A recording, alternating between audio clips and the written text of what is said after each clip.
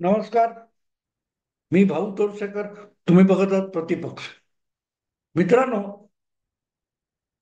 विधानसभा निवडणुका आता 2-3 महिन्यावर आले आणि साधारण 4.5 वर्षापूर्वीच सगळं उलथापालथ घडवणारं राजकारण मला आठवतंय. बऱ्याच लोकांना आठवेल.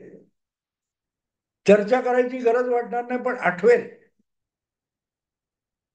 2019च्या विधानसभा निवडणुकीमध्ये शिवसेना भाजप युती आणि काँग्रेस राष्ट्रवादी युती असे दोन गट निवडणुकीच्या राजकारणात उतरले होते आणि महायुतीने 5 वर्ष केलेल्या कारभाराच्या आधारावर मतं मागितली होती.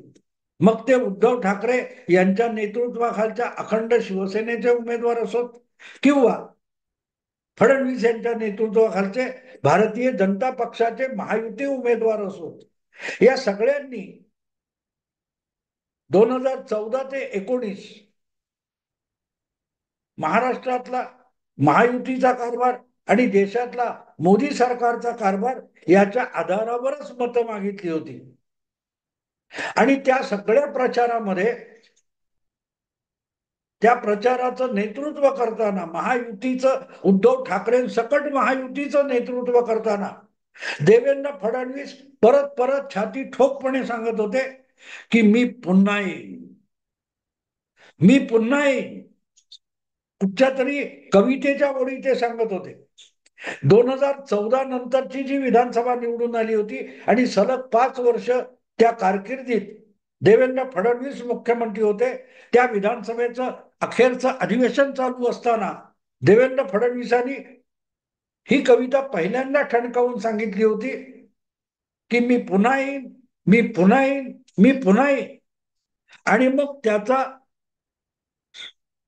पुनरुच्चार देवेंद्र फडणवीस विधानसभा निवडणुकीच्या सगळ्या प्रचार सभांमधून सातत्याने करत होते. अगदी सातत्याने करत होते. उद्धव ठाकरे, नरेंद्र मोदी, अमित शहा असे सगळी माणसं संयुक्त प्रचार सभांच्या मंचावर असताना पण देवेंद्र फडणवीस पुन्हा पुन्हा सांगत होते मी पुन्हा येईन. त्याला कधीही उद्धव ठाकरे यांनी आक्षेप घेतला नव्हता. अगदी विधानसभेचं प्रचार संपून, मतदान संपून, मतमोजणी होऊन निकाल पूर्ण हाताशी येईपर्यंत मी पुन्हा येईन या वाक्याला उद्धव ठाकरे यांनी कधीही आक्षेप घेतला नव्हता. पण निकाल पूर्ण झाल्यानंतर उद्धव ठाकरे यांना अचानक आपल्याला अमित शहानी दिलेल्या बंद दरवाजा आडच्या वचनाची आठवण झाली आणि त्यांनी राजकारणाचा सुचडा सुरू केला. पुढे जे काय झालं तुमच्या समोर आहे, मी सांगायला नको. पण एकदा ज्या महायुतीला सामान्य मतदाराने सत्तेत बसवणारा कौल दिला होता आणि काँग्रेस आणि राष्ट्रवादीला विरोधात बसवलं तर सत्तेपासून वंचित ठेवण्याचा कौल मतदारांनी दिला होता, त्याच्याशी विश्वासघात आपलं उद्धव ठाकरे यांनी केला आणि शरद पवार यांनी केला. आणि मस्तवालपणा किती असतो बघा. मतदाराच्या इच्छा पायदळी तुडवल्यानंतर शरद पवार वेगवेगळ्या ठिकाणी मुलाखती देताना आणि जाहीर सभेत बोलताना मी पुन्हा येईन, मी पुन्हा येईन, मी पुन्हा येईन हा चेष्टेचा विषय झाला म्हणाले होते. आज मला त्याची मुद्दाम आठवण आली. कारण उद्धव ठाकरेंचं महाविकास आघाडी सरकार बनलं. दोन्ही काँग्रेसला सोबत घेऊन उद्धव ठाकरेंनी महाविकास आघाडीचं सरकार बनवलं. विरोधी पक्षात भाजपला बसवलं. देवेंद्र फडणवीसांना, ज्यांना मतदाराने कौल दिला, त्या सर्वाधिक लोकप्रिय नेत्याला विरोधी पक्षात बसवलं. यामुळे या सगळ्यांची छाती अभिमानाने फुलून आली होती. पुढे काय झालं सांगायची गरज नाही. पण आज मला हे सगळं आठवण्याचं कारण असे मित्रांनो की जर मी पुन्हा येईन हा टवाळीचा विषय झाला, चेष्टेचा विषय झाला, असं जर शरद पवारांसारख्या जाणत्या नेत्याला वाटत असेल, संजय राऊत, उद्धव ठाकरे यांच्यासारख्या उथळ लोकांना काय वाटतं सोडून द्या. पण शरद पवारांना जर मी पुन्हा येईन असं एका विद्यमान मुख्यमंत्र्याने म्हणणं हा चेष्टेचा विषय वाटत असेल, तर आज त्यांनीच बनवलेल्या आणि गेली 2 वर्ष सत्तेपासून दूर फेकल्या गेलेल्या महाविकास आघाडीतल्या अनेक नेत्यांना वाटतंय की मी पुन्हा येईन, मी पुन्हा येईन, आमचा पक्ष पुन्हा येईल. तो सुद्धा चेष्टेचा विषय होणार नाही का? नाना पटोलेंपासून आदित्य ठाकरे, उद्धव ठाकरे, संजय राऊत, सुप्रियाताई, शरद पवार, हे सगळे पक्ष आज काय बरळत आहेत? शरद पवारांचे कान उघडे आहेत ना? उघडे कान ठेवून नीट ऐकतात का ते? महाविकास आघाडीतल्या प्रत्येक पक्षाला परत एकदा सत्तेत येऊ अशी स्वप्न पडायला लागलेत आणि त्या स्वप्नातल्या बोलांचे उच्चार ते सातत्याने जाहीरपणे करायला लागलेले आहेत.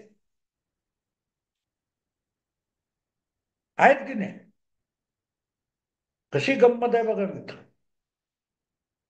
जे विषय किंवा जे शब्द चेष्टेचे झाले असं तुम्ही म्हणता, ते देवेंद्र फडणवीसांनी उच्चारले मग चेष्टेचे विषय असतात. आज तुम्ही जेव्हा त्याच शब्दांचा सातत्याने उच्चार करता, तेव्हा भविष्यात हे शब्द चेष्टेचा विषय होईल असं तुम्हाला का वाटत नाही? खुद्द शरद पवारांचा पक्ष फुटला, त्यांच्या बरोबरचे 54 पैकी 40-42 आमदार सोडून गेले, तेव्हा मी पुन्हा निवडून आणीन, मी पुन्हा निवडून आणीन असं जे शरद पवार बोलत होते, तो चेष्टेचा विषय नाही का? देवेंद्र फडणवीस मुख्यमंत्री झाले नसतील पुन्हा, पण पुन्हा सर्वात मोठा पक्ष म्हणून त्यांनी स्वतःचा पक्ष निवडून आणला होता. तुम्ही लांडी लबाडी करून त्यांच्या यशाला अपवाद केलात, अपशकुन केलात, म्हणून त्यांचं यश हा चेष्टेचा विषय होऊ शकत नाही, पण तुम्ही तो चेष्टेचा विषय केलात. आणि म्हणून मी पुन्हा येईन हे शब्द देवेंद्र फडणवीसांना चिकटले. मी पुन्हा येईन म्हणजे फडणवीस. आज नुसतं म्हटलं मी पुन्हा येईन असं कोण म्हणाले? तर शाळकरी पोर सुद्धा प्रश्नपत्रिकेत उत्तर लिहिले, उत्तर पत्रिकेमध्ये, की फडणवीस म्हणाले. त्यामुळे आज भारतीय जनता पक्ष किंवा दुसऱ्या कुठल्याही पक्षातला माणूस जर म्हणत असेल की मी पुन्हा येईन, आम्ही परत येऊ, आम्ही परत सत्तेत येऊ, आम्ही परत सरकार बनवू, तर त्याचा अर्थ काय होतो? तुमचा फडणवीस झाला. आणि फडणवीस झाला म्हणजे तुम्ही स्वतःला चेष्टेचा विषय बनवताय. कारण अशी कुठचीही हमी नसते. अगदी विश्वासाने बरोबर घेतलेला उद्धव बाळासाहेब ठाकरे यांच्यासारखा मित्र आणि त्याचा पक्ष सुद्धा निकालानंतर दगाफटका करू शकतो, तर मी पुन्हा मुख्यमंत्री म्हणून येईल हा विषय चेष्टेचा झाला, कारण तो अत्यंत विश्वासू मित्रांनी दिलेला दगा होता. त्यामुळे आज देखील शरद पवार, उद्धव ठाकरे किंवा नाना पटोले निवडणुका जिंकून बहुमत मिळवून परत सत्तेत येऊ असं जर म्हणत असतील, तर विसरू नका तुमच्या सोबत, तुमच्या खांद्याला खांदा लावून, मांडीला मांडी लावून महाविकास आघाडीत बसलेला एक नेता आहे, ज्याचं नाव उद्धव बाळासाहेब ठाकरे आहे, ज्याच्या पक्षाचं नाव शिवसेना उभाठा आहे. हा माणूस निकालानंतर दगा देऊ शकतो. त्यामुळे आम्ही पुन्हा सत्तेत येऊ, आम्ही परत सत्तेत येऊ, आम्हाला बहुमत मिळेल, आमचं सरकार बनेल, अशा वल्गना करण्याची गरज नाही. पण अशा वल्गना जर तुम्हाला करायच्या असतील, तर मग तुम्हाला सुद्धा महाविकास आघाडीतले फडणवीस म्हणावं लागेल. कारण निवडणुकीत मतदार सत्तेवर आणतो असं नाहीये. निवडणूक मतदार आपल्याला पाहिजे त्या पक्षाला, त्या आघाडीला कौल देतो, पण ज्यांना कौल मिळतो त्यातले काही लोक गद्दारी करू शकतात, उद्धव ठाकरे यांनी त्याचा महान पायंडा निर्माण केलाय आणि त्याच आधारावर लोकसभेचे निकाल लागल्यानंतर उद्धव ठाकरे सुद्धा आषाढभूतपणे नितीश कुमार, चंद्राबाबू नायडू हे काय ते एनडीएला दगा देऊन सरकार बनवण्यासाठी महाविकास आघाडीकडे इंडी आघाडीकडे येतील असा आषाढभूतपणा उद्धव ठाकरे यांनी दाखवलेला होता. पण ते विसरले की चंद्राबाबू नायडू असोत किंवा नितीश कुमार असोत ते उद्धव ठाकरे यांच्या इतके बेशरम नाहीत. चंद्रबाबू नायडूंनी 2018 मध्ये एनडीएचा पाठिंबा काढून घेताना आपल्या 2 केंद्रीय मंत्र्यांना राजीनामा द्यायला सांगितला होता आणि मगच मोदी सरकार विरोधात ठराव आणला आणि मतदान केले. पण मंत्रिमंडळात अनंत गीते हा आपला मंत्री केंद्रीय मंत्रिमंडळात कायम ठेवून जेव्हा विश्वास प्रस्तावाची वेळ आली तेव्हा उद्धव ठाकरे यांनी आपले 18 खासदार विधानसभा गृहाच्या बाहेर ठेवले होते. 2019च्या निकालानंतर उद्धव ठाकरेंनी दगाबाजी केली असं नाही. उद्धव ठाकरे यांच्या दगाबाजीची सुरुवात खूप आधीपासून झालेली होती. 2018ला लोकसभेमध्ये मोदी सरकारच्या विरोधात अविश्वास प्रस्ताव आला तेव्हा एनडीएत राहून मोदी सरकारमध्ये आपला मंत्री कायम ठेवून उद्धव ठाकरे यांनी सरकारच्या बाजूने मतदान करण्यापेक्षा मतदानाला गैरहजर राहण्याची गद्दारी केलेली होती. आणि म्हणूनच आता उद्या महाविकास आघाडीला विधानसभा निवडणुकीत बहुमत मिळालं तर आम्ही परत येऊ, आम्ही सरकार बनवू असं जे कोणी म्हणतात त्यांचा फडणवीस आधीच झालेला आहे असं म्हणावं लागतं. कारण फडणवीसांमध्ये सर्वात मोठा पक्ष म्हणून विधानसभेत निवडून येण्याची क्षमता, कर्तबगारी आणि करिश्मा होता. पण तो करिश्मा शरद पवारांसकट नाना पटोले, उद्धव ठाकरे यापैकी कोणाकडेही नाही. एकमेकांना कोबडी बनवून आपलं राजकारण पुढे रेटण्याचा प्रयत्न करणारे हे नेते आहेत. त्यांच्यावर विसंबून किती चालणार हा भाग महत्वाचा आहे. आणि ज्यांच्याकडे उद्धव ठाकरे यांच्यासारखा विश्वासू नेता असेल त्यांचा केसाने गळा कापायला दुसरा कोणी विश्वासघात करण्याची गरज नसते. जो 4.5 वर्षापूर्वी 5 वर्षापूर्वी देवेंद्र फडणवीस आणि भाजप यांच्या मदतीने आमदार निवडून आणतो आणि त्यालाच विरोधी पक्षात बसवतो असे उद्धव ठाकरे उद्या महाविकास आघाडीला बहुमत मिळालं विधानसभा निवडणुकीत ऑक्टोबर-नोव्हेंबर मध्ये तर मुख्यमंत्री पद भाजपने ऑफर केलं तर काँग्रेस आणि राष्ट्रवादी शरद पवार गटाला विरोधी पक्षात ढकलून मुख्यमंत्री व्हायला भाजपच्या सोबत सुद्धा जाऊ शकतील. कारण मी पुन्हा येईन, मी पुन्हा येणार असं म्हणणारा फक्त एकच उद्धव ठाकरे महाविकास आघाडीत नाहीये. आज पेव फुटलेला आहे महाविकास आघाडीमध्ये. शरद पवारांना आपल्या कन्येला मुख्यमंत्री करून महाराष्ट्रात पहिली वहिली महिला मुख्यमंत्री सत्तेवर बसवायचे. नाना पटोलेंना तर आतापासूनच आपण मुख्यमंत्री झालो असं स्वप्न पडायला लागले.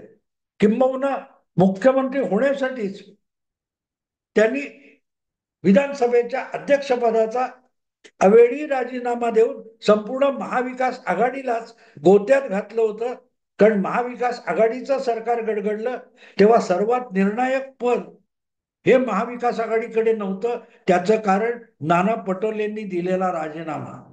सभापती पदाची जागा रिक्त होती आणि त्यामुळेच महाविकास आघाडीचं सगळं गणित आणि सगळं समीकरण कोसळत आणि उद्ध्वस्त होत गेलं. या सगळ्या आठवणी मी एवढ्यासाठी सांगतोय की आता विधानसभा निवडणुका 2.5-3 महिन्यावर आल्या असताना महाविकास आघाडीतल्या ज्या घडामोडी आहेत, महाविकास आघाडीत सहभागी असलेल्या विविध पक्षांमधल्या ज्या घडामोडी, जी वक्तव्य आणि जी मुक्ताफळं समोर येत आहेत ती बारकाईने बघितली, समजून घेतली आणि अभ्यासली. एक गोष्ट लक्षात येतं, त्यांच्यामध्ये कमीत कमी अर्धा डझन फडणवीस आहेत. आणि फडणवीस याचा अर्थ निष्ठावान पक्षाचा कार्यकर्ता असं नाही होत. इथे मी फडणवीस म्हणतोय याचा अर्थ मी पुन्हा येईन आणि मी पुन्हा येण्यासाठी कोणाशीही दगाफटका करीन, मित्रांना दगा देईन, अशी मानसिकता असलेल्या नेत्यांची एक झुंड म्हणजे आजची महाविकास आघाडी आहे. आणि म्हणून अशा महाविकास आघाडीला उद्याच्या विधानसभा निवडणुकीमध्ये यदा कदाचित मतदाराने एकत्रित मिळून बहुमत दिलं, जसं 2019 मध्ये 105 आणि 56 म्हणजे 161 आमदार असं भरभक्कम बहुमत महायुतीला मतदारांनी दिलं होतं, पण त्यांचं सरकार नाही बनू शकलं. कारण महायुतीत उद्धव ठाकरे हे एक प्रमुख नेता होते, त्यांना मुख्यमंत्री होण्याची महत्वाकांक्षा होती.